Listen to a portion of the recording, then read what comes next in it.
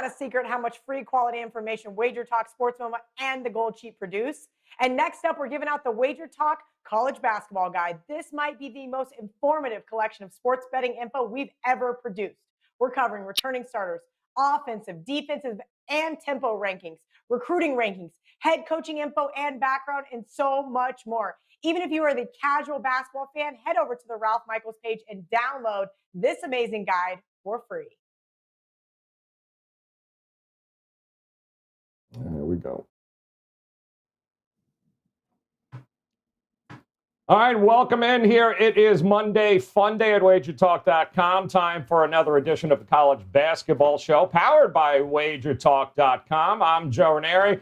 On this Monday, joined as always by Mr. Ralph Michaels and Dave Koken. Here, ready to rock and roll, guys, as we begin a short card for the week, but going to be another fun week of college hoops action. The weekend was exciting. We'll take a look back here for a few minutes coming up, and we will take a look today at Rutgers, Maryland. We'll also look at Marquette and Creighton. And one of Dave Koken's teams, he's had a pretty good finger on the pulse of Pepperdine at UNLV in Dave and Ralph's neck of the woods there out west. So much to get to, plus a Gold Sheet play of the day. But I do also want to mention, guys, it is $9 Monday here at WagerTalk.com. And currently, Dave's got 2 plays up. That's right, 2 plays up, one for tonight, also a college football play for the weekend he's got for you. Ralph's got 2 plays up, ready to go, one in college hoops and one in the NFL for tonight. So for $9, go get yourself some plays. And Dave, I'll start with you. The weekend, congratulations. Speaking of plays, your 5%er in college football cashed again on Saturday. Congratulations. Yeah, I didn't have a real good weekend in football because the NFL was not good to me yesterday. I'd been at 60% for the season, but took a dip with 2 losers yesterday. College was okay. Turned a little bit of a profit there thanks to Utah. Finally got the basketball going, though, which is good. I've won 4 in a row. So some positive momentum going into tonight, and hopefully about to get really hot in college basketball. Love it. It's coming. And Ralph, last we spoke on Friday, heading into the weekend. How did you do? What happened? Anything crazy over on Saturday and Sunday? Well, Friday I had my 5% in college basketball. I had been 2-0. I did drop that play. But, I want to mention that's the positives of having the all access. I did go 3-1 on the day, still showed a profit. We tell people all the time, people get so excited for a 5% play. Guys, it's 1% more than a 4%. When you're getting a handicapper and playing their entire body of work, that's the important thing. Dave and I chatted on the phone yesterday.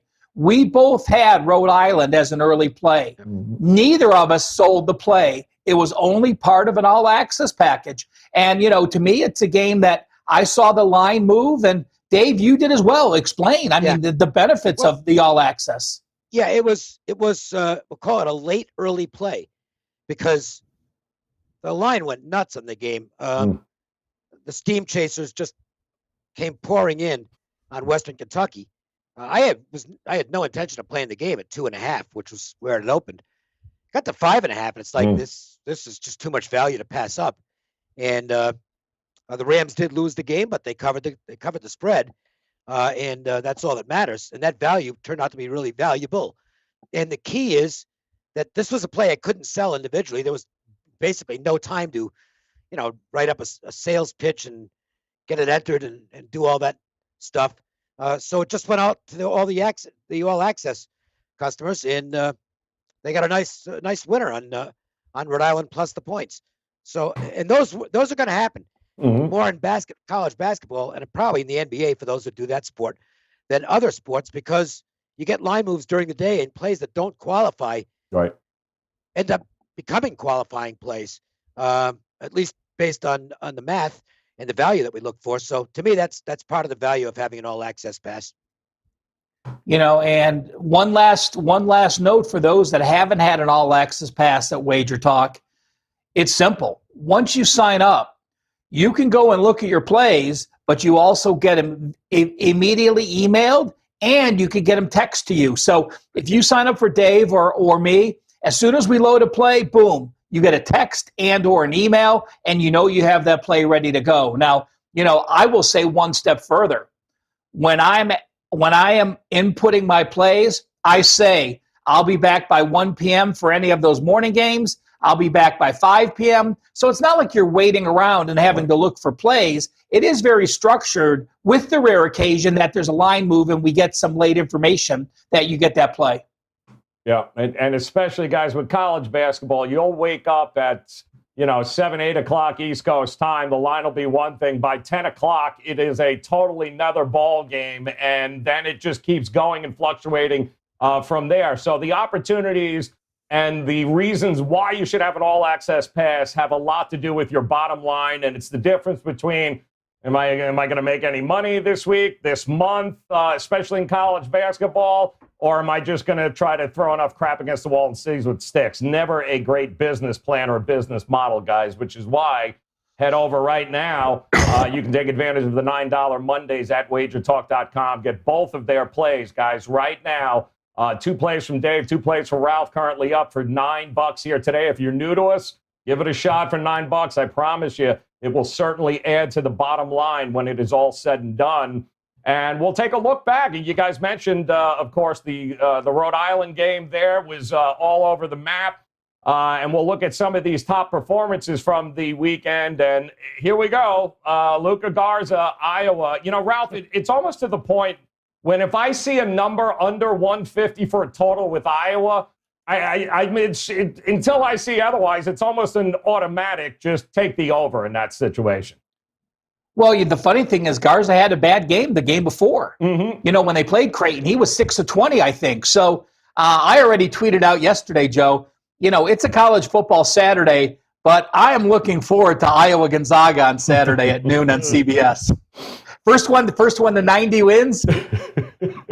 It's going to be great. And look at another name you guys ought to get used to. And I want to just let you know the reason why we do this is because in a couple of weeks' time, you guys are going to start to see some of the same names. And Ralph and I last year, nobody had any idea who Obi Toppin was there, Ralph, last year. But that name kept appearing and appearing. And I think that Remy Martin, too, Dave, Arizona State, that's probably a name we're going to hear a lot of here in the next coming weeks. Yeah, I mean, a lot of people have heard of Remy Martin, but only as an alcoholic beverage. Coking with the Monday morning jokes. He's dropping Remy in it. I absolutely love it. But Ralph, honestly, that was a name last year that just kept popping up and popping up. The kid from Seton Hall. And that's kind of why we do this as well when we go over these top performances. Yeah, and look at the matchup between St. John's and Georgetown. Wahab and Moore. Yeah, 17 points, 10 rebounds. And then Isaiah Moore, 26 points, 14 rebounds. So what a game. So, we'll mention those players, and you'll see the important players. So when someone does get banged up, it really does stick out that there's value on that team. Something that definitely stuck out to a lot of people. I'm sure some of the covers, the biggest covers, and some of the upsets that we had from over the weekend as we take a look at this list here. And look at that. Iowa laying 30, only covered by what? 23 there, Ralph? 106-53. My goodness. Wright State Bowling Green, that was another early game. What a weird game. Yeah, man, that was right around that 11 a.m. Eastern time with the Rhode Island game, Ralph. Dave, that was just, it was a weird number. It was a weird total. Everything was weird about that. Well, you don't often see a home favorite that's down 33 at the half. And I tweeted that and put up their stats from the first half.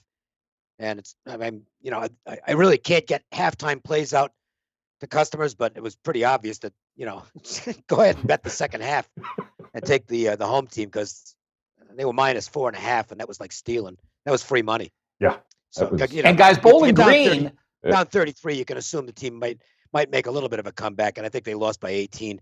So that's something that and again, I can't really get halftime stuff out. There's just no way to do it.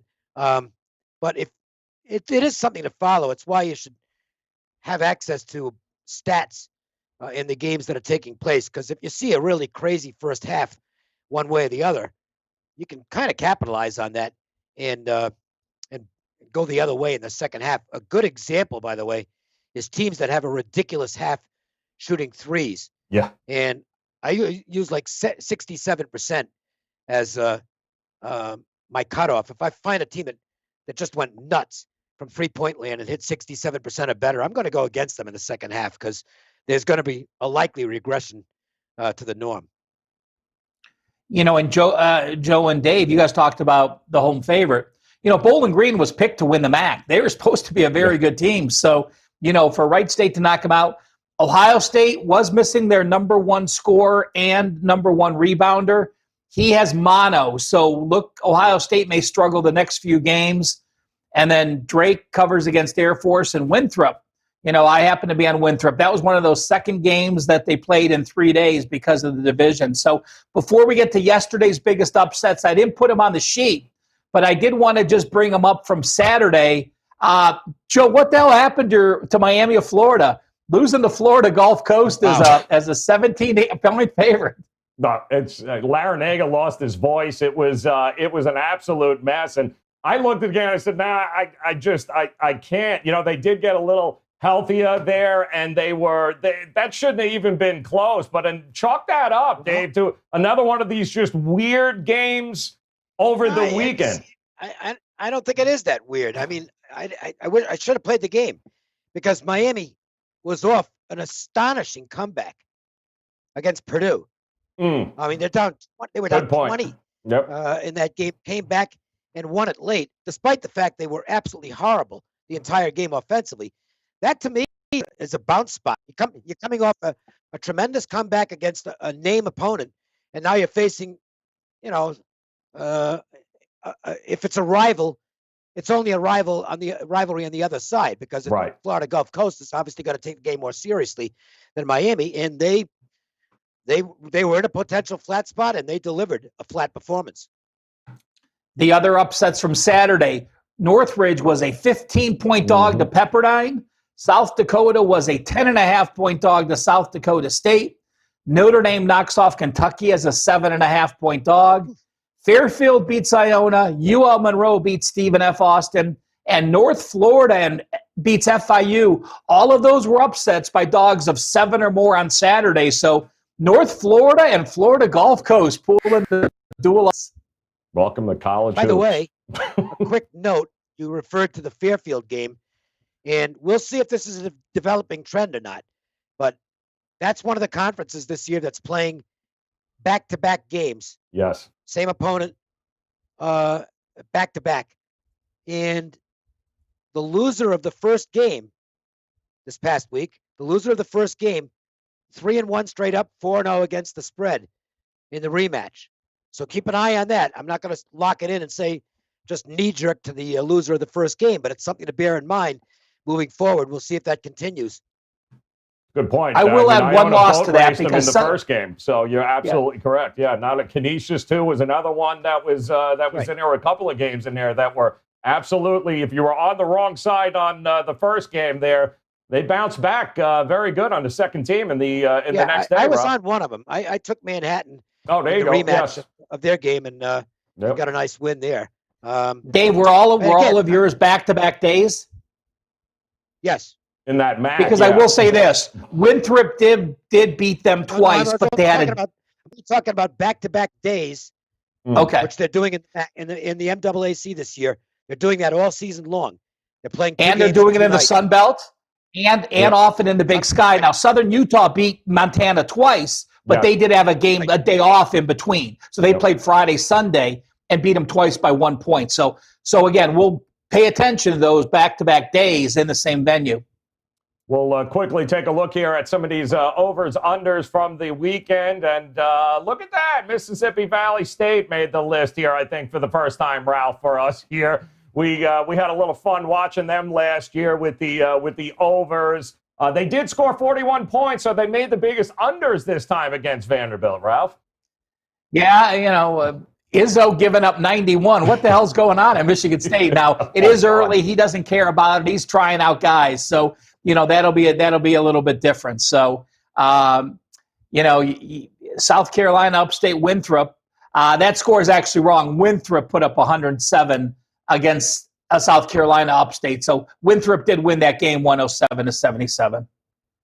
Yeah, it was something Dave mentioned, guys, last week. If you're just joining us here, there are certainly at this time of the college basketball season, there are some coaches that are a little bit more interested, Dave, in the upcoming months as they opposed to right now and style points this early. Giving up 91 for Izzo, not really something he's even remotely concerned with at this point. Nope. I just dismissed, and I think anybody who's followed college basketball for years knows the Izzo system, if you will.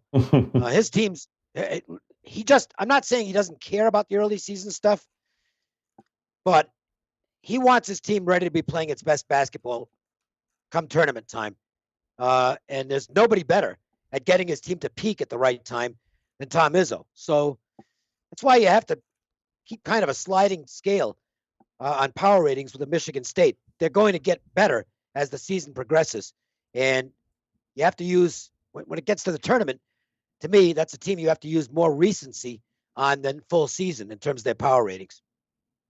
All right, now, guys, we'll dive into the three games that we have on the board here today. We're going to talk about, first up is going to be Rutgers and Maryland. I do want to let you guys know again, it is $9 Monday at WagerTalk.com. Ralph and Dave both have a couple of plays available right now for $9. A couple of college hoops games, an NFL game for tonight for Ralph, and a college football game is up there for this weekend for Dave. $9. They're all yours, guys. Head over to WagerTalk.com.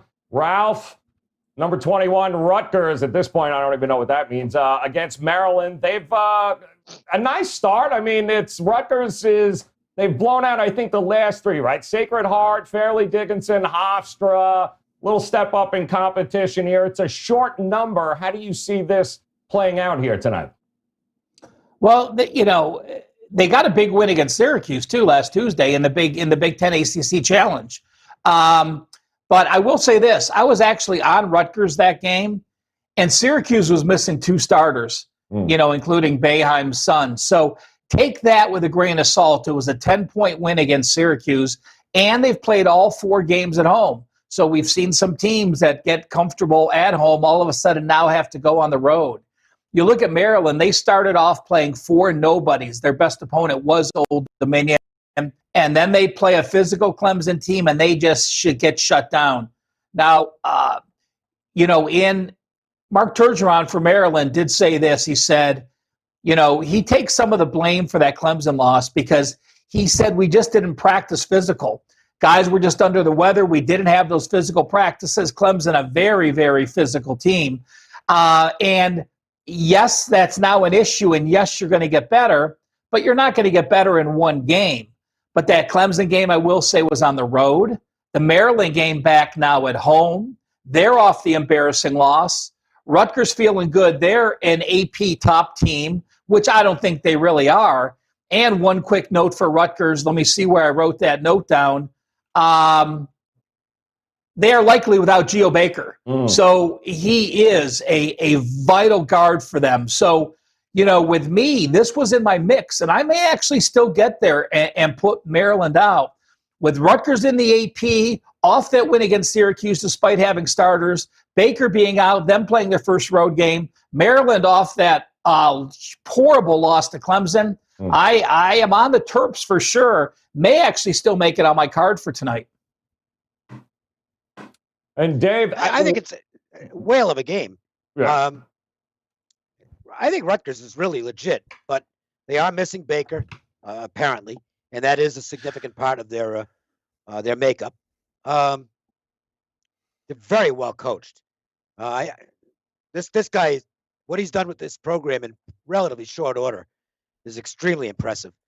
But what Ralph mentioned is, it's important. I mean, Maryland is off a bad game. It's not like they're a bunch of stiffs either. I mean, I think Rutgers is a little better basketball team, but I think situationally, maybe it's a better spot for Maryland coming off a bad game where the coach probably isn't going to have to say anything to get them motivated. This is a conference opener. They can burn the game film from Clemson and attack this like it's their first real big game of the season, which, honestly, it is. Old Dominion, Navy, Mount St. Mary, St. Peter's weren't big games, and actually neither was Clemson because they're not in the same conference. They used to be, but they're not anymore. This is a big game, and I think it's going to be a real battle. I think it could be a defensive struggle to some extent, despite the fact that you got two very efficient offenses here.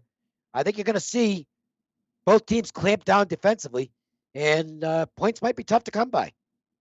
Yeah, you're talking about a Maryland team, Ralph, that's got some height to it. Rutgers is hitting just over 60% from 2-point range. They're going to have to use some of that height here in order to be able to defend the interior of the circle there, because otherwise they're going to get lit up here. I'm with Dave. I tend to think this is going to be a little bit lower scoring than most. And I do a lot of reading, as Dave does, and a couple of those quotes. Tergeron says, sometimes it's good to get early in the year to get punched in the mouth and you figure out where you are. We got a long way to go, but the guys responded the right way, and we had one of the best practices the next game. And then you talk about some players coming out and saying, Jalen Smith, the transfer from Alabama, says, I feel it's brought us all together. I think it was a bonding moment, and it opened our eyes up. So when you have those kind of quotes and positive practices after, those are the type of things I look for off a poor performance. Game number 2 here, guys. We'll take a look at Marquette and Creighton, a pair of teams from the Big East, heading over to Nebraska there in Omaha. Not a fun place to play. Creighton is a pretty good home court there. Certainly likes teeing it up. They certainly, Ralph, like to play at a faster tempo than what Marquette is used to. Marquette had a tough game against UCLA over the weekend. Creighton is laying 7.5 in this. What do you think about Marquette's chances? I like Marquette's chances in this game. I think it's a game when I think this is going to be a lower scoring game. Marquette has 2 losses, but neither were horrible. Again, the UCLA game we talked about last week. We talked about what Cronin's done and turned UCLA into a defensive team. You play one of the best players in the country against Oklahoma State. You lose by a basket. With Cunningham having a big game. This is the team that beat Wisconsin at home. So, you faced a lot of good teams. Now, it's not like Creighton hasn't faced anybody. But they really only have faced only one opponent. That was Kansas. And they lost by 1 point on the road. But it's a different dynamic being a favorite. Marquette, guys, you don't have the scoring punch, obviously, when you start a season and you don't have Marcus Howard, obviously you're changing your entire offensive schemes. But a lot of times when you start missing that fire plug offensive guy, you just turn into a much better defensive team and a bunch of guys punch in. Not going to make my card, but if I had to have a lean on this game, I would grab the points. Well, Marquette hoping to do better than they did last year against Creighton, because the Blue Jays bombed them once and pretty well handled them without much trouble in the other games. So they had some matchup problems last season. Maybe it'll be a different story this time around. I think the numbers are a little bit on the high side. It's too high for me to lay the points. But I don't know that it's a great spot for Marquette either. They are coming off what I thought was a pretty physical game against UCLA. It's not an immediate turnaround because they played on Friday, so they've had a couple of days off. But it might have taken its toll physically. They're going to have to go out there and play some real good defense tonight. Creighton is always a very good offensive team. The more points that are scored here, if this turns into a high-scoring game, to me, it favors Creighton. Marquette's got to control the tempo to some extent. I'm not saying turn it into a snail's pace, but they can't let Creighton get out and start running up and down the court. If they do, they're in trouble. I'd lean to Marquette plus the points to lose the game but cover the spread. That's not the type of bet I like to make. Next game up, guys, Pepperdine, UNLV, 9:30 tip-off time Eastern. And I want to start with you here, Dave. Pepperdine's a team that we've talked about. You have watched this team a couple of times. You've had the opportunity to kind of check them out and get a feel for what's going on. UNLV, not exactly the greatest here. It's a 2.5-point Pepperdine favorite against this UNLV team. Where is Pepperdine in your mind right now in this game? They're a decent team, but I hate to pull out this card, but I've never been a big Lorenzo Romar guy, and I think that this team is showing a lot of the tendencies of several Lorenzo Romar teams, which is good enough to compete with anybody, but bad enough to find a way to lose the game. They really ought to be 6-0. They outplayed UCLA, lost the game in triple overtime. They were way up on San Diego State, managed to melt late, lost the game by 5, and then just had a game against Northridge that there's just no excuse for, and lose that game, and they really did not play well at all in that game. And that's the problem I've got with Pepperdine. This is a team, they're talented.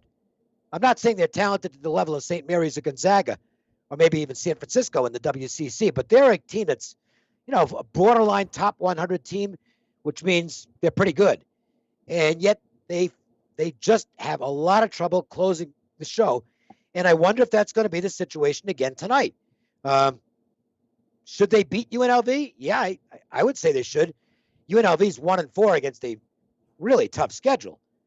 The Montana State game was an awful game, but the other losses, North Carolina, Alabama, decent Davidson team, and then they beat a bad Kansas State squad.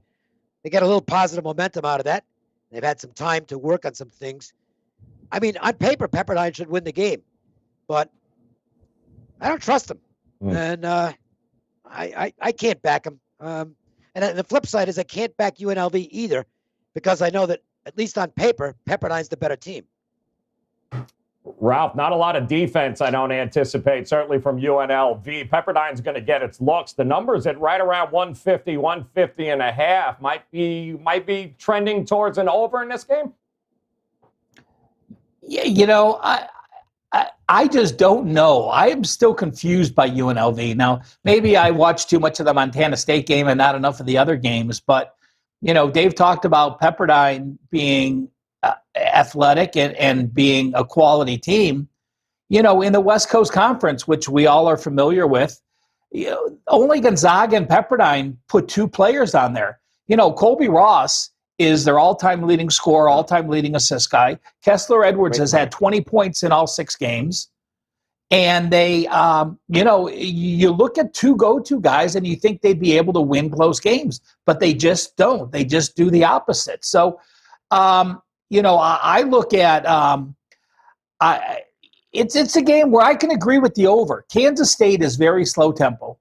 Davidson is the defensive team there. With UNLV, they've gotten off to slow scoring. You look at their scoring, and the best score they had is 78 points. But I think it's very misleading because of the defenses. So it's a toss-up for me, Joe, and I'm going to give a little agreement. UNLV has shot the 3 ball very well, and I think that comes into play. This is only their second home game since that Montana State game, and I'll give you a lean with the over. There you go. All right, guys, 3 games there tonight. Do want to remind you, $9 Monday right now at WagerTalk.com. Ralph's got 2 plays up.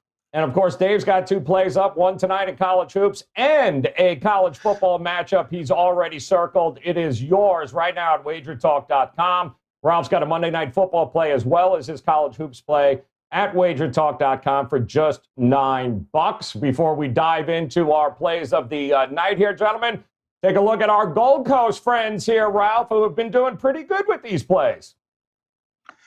Gold Sheet, the Gold Sheet. Gold Coast. A lot of people don't know. Because you brought up Gold Coast before. You got me all screwed up. It's the Gold Sheet, yes.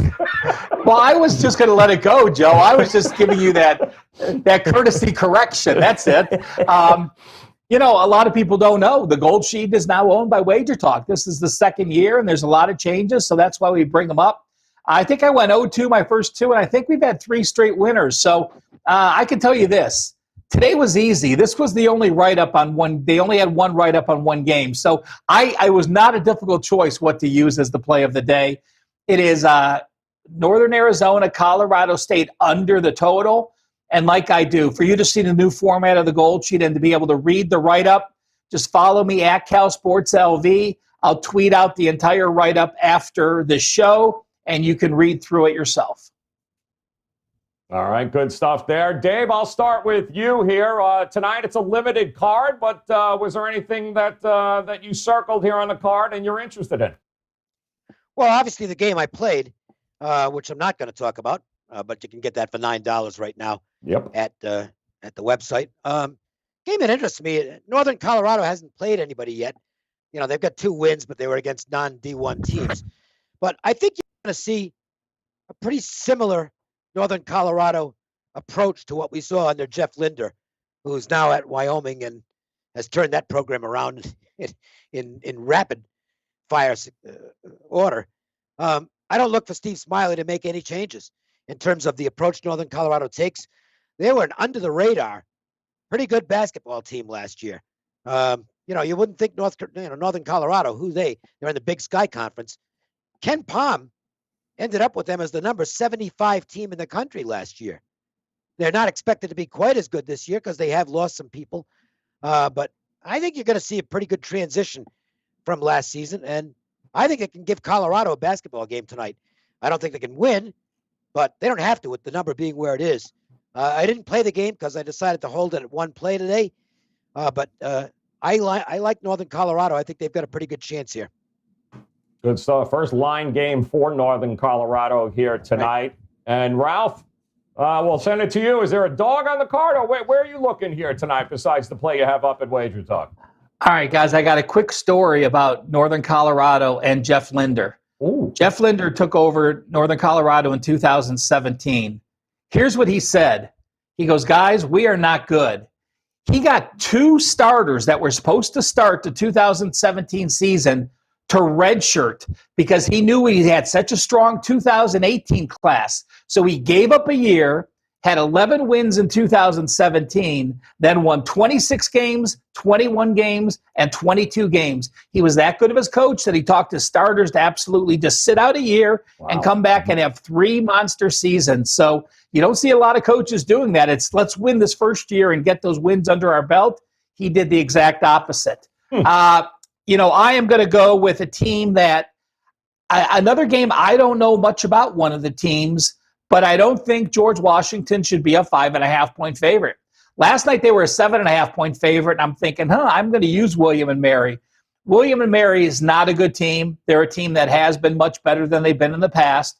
They've only played 1 game. They play slower tempo, but they played a very good Old Dominion team and only lost by 8. So I just look at the matchup between George Washington and William & Mary, and while I don't know a lot about William & Mary, they shot very well against Old Dominion, and I don't want to lay that many points with George Washington. So hey, I'm gonna go for a potential upset pick and take the William & Mary Tribe over George Washington.